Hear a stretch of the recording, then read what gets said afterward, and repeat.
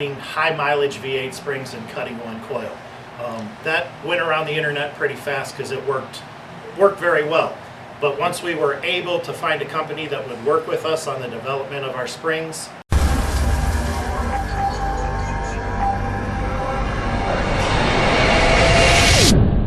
hey everyone, I want to talk to you about our Team Z Motorsports stock location drag springs.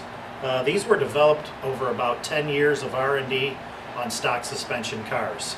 Back in the late 90s, early 2000s, I started messing around with stock suspension cars, and the only springs available were the ones that came standard on the Mustangs. And people at that time were using 4-cylinder springs and cutting them, and I felt that they were just way too soft. So I started finding high mileage V8 springs and cutting one coil. That went around the internet pretty fast because it worked very well. But once we were able to find a company that would work with us on the development of our springs, we hit it out of the park with these things. We've got them on a lot of cars, from daily drivers down to 7-second in the quarter mile, street strip cars, true street cars. They work great. Basically what we did when we designed this is we wanted the right rate and have a slightly progressive rate. So these were designed for a 28 to 3,200 pound Fox body and up to a 3,400 pound New Edge and SN95.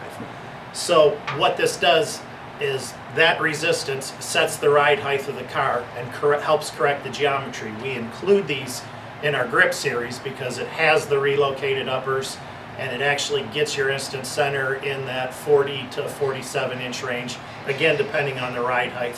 And you can always put these on and add a shim or two underneath it if you have to raise the ride height if your car is a little bit heavier.